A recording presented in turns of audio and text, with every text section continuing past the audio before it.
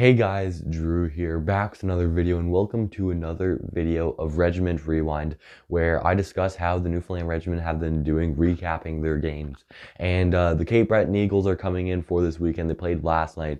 I was not at this game, so I don't know what to say really about the game, but I did hear a couple things that are definitely impactful to this recap to talk about. But the regiment lose in this one 3-1 to the Cape Breton Eagles.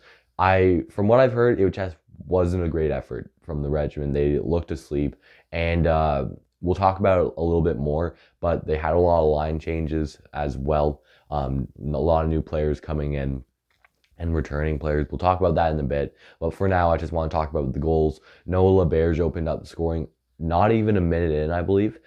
He gets his second of the season. LeBerge was right in the slot. Love the celly as well. Just goes right to the glass and just jumps onto it. And so LeBerge gets his second of the season. The goals for Cape Breton, I might as well mention them. Lucas Romeo got the first one, and then Jack Brody got one on the 5-on-3, and then Romeo got one as well. Got his second of the game for the third goal. And the third goal was just, I watched the highlight. It was just brutal the way it formed.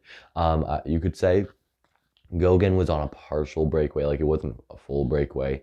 But one player's coming behind him. I don't even remember who, but he kind of just took Gogan under his feet, like he fell over and all that kind of stuff. It did kind of look like a penalty. I'm going to be honest with you. Now, the regiment may not have still won if that was a penalty, but it definitely does not help that the Eagles went down the other way and scored. And there were boos in the arena because that call was a bit interesting.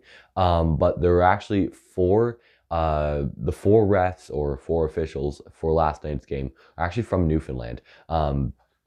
Pretty cool thing there. I guess they're trying to prove that they're not biased towards the regiment. I guess. I have no idea.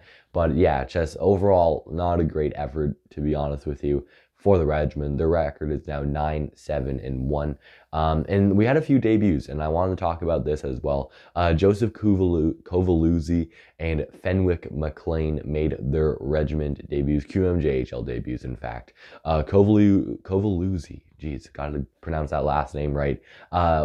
He's been playing in U18 AAA, I believe, with Central Mass Penguins, I believe they're called, and he's like point per game, if not over, I believe. So he's a really good player. He had a really good first game for the regiment, was setting up plays. Like he definitely was one of the better players I noticed when watching the highlights for the regiment. So I hope that they can keep him for a couple more games, see how he does, and maybe he could get himself a roster spot for the rest of the season. Only time could tell. It is a pretty tight roster, so it'll be difficult to do that. But if you can really impress Gordy, I mean, you have a shot in making the team for the rest of the year at least.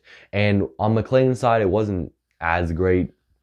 He looked like a basic bottom six player, honestly. So I don't really know how long he's going to be here, just filling in for a guy, I guess, here and there. We'll see what his future is with the regiment for this season. At least he'll definitely be a player next year, full time for the regiment, I think. But they had him playing fourth line, so he didn't get too much ice time. Where it just was a shaky night for him. He did look a bit nervous as well. Maddox Marmalek actually had a penalty shot in this one as well. So I don't really know. It did look like a penalty shot. It was a breakaway for him, and he got taken from behind. But the penalty shot move Deke was a bit interesting. He tried to do, okay, so if you watch and you're like, what on earth is he doing? He actually tried to imitate a Callum Ritchie shootout move where you go in on the goaltender. It's usually right-handed players that do it. Could be a lefty as well. But Marmalek, who is a right-handed shot, decided to fake the shot.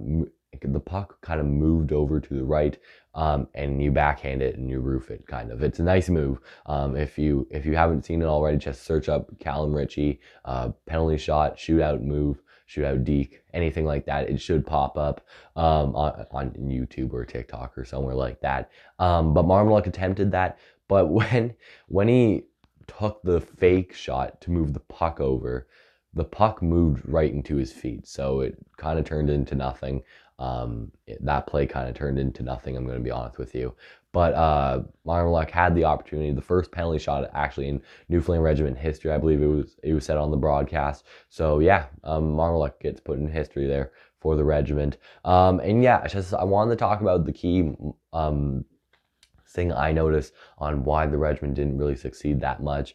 The lines changed so much last night. The way the fourth line was changed. It felt like the guys were playing with each other for the first time, which most of them probably were, besides practice at least. But you had like Fenwick McLean on the fourth line with Larson and Deneen, I believe. And I mean, McLean in his first Q game, you definitely see the nerves there. And then I believe it was like Kovaluzzi, Arsenault, and so before I'll say this line, Tyson Gauguin and Louis-Francois Bélanger are back in the lineup, which definitely helped big time because that was a big help. But I mean, you had Gauguin, I believe Arsenault, and Kovaluzzi on that third line. So I mean, those are two returning players, or Kovaluzzi making his debut, and then Gauguin, of course, coming back from injury. So that line was a bit shaky, even though Kovaluzzi had like really good opportunities. And then I believe they kept the top six like somewhat similar. The first line I believe was LaRose, Danacek, and Belanger, maybe Sharkey actually. But I heard last night that LaRose just wasn't on his A game. It felt like every time he'd enter the zone, the Eagles were able to shut him down. They know this type of player in LaRose. He'd be hit a couple times, I heard as well. I just sound like a pirate. He'd be hit. But anyways, yeah, just overall not a great effort from the regiment. They'll hopefully bounce back tonight as they take on the Eagles once again. It is expected that Mikas Vekvanags will get the start in this one. On defense, they also had Oliver Sampson play. He hasn't played in a very long time as well. As it's a tough situation with Sampson, honestly. Like, he's an overage player and he's also from Europe. So that's a import draft pick on your roster where you can only have 3 of those. I believe the same thing for overagers. So I don't really know what the situation is with Sampson. They haven't been playing him to get guys like Blake Pilgrim-Edwards playing. He was taken out of the lineup, actually. I believe it was Belanger that was in that top 6 replacing Pilgrim-Edwards. But yeah, just overall, I don't know what they're going to do with the lineups tonight. Hopefully they don't keep it the same, though. I just hope they can go back to what they were trying to do, especially with guys like Ben Vitch and Quinn Norman out of the lineup. Tyler Wood as well. Like, you do kind of want to keep things steady on how you manage the lineup. But overall, as I've said before, just wasn't their night last night. Hopefully it is tonight, though, as the regiment take on the Eagles once again. That's it for today's video, guys. I hope you enjoyed it. If you do, like this video, you can subscribe if you really liked it. We're on the road to 400 subscribers, so if you can hit that subscribe button down below, I would truly appreciate it. Yeah, that's it for today's video, guys, and I'll talk to you all again soon.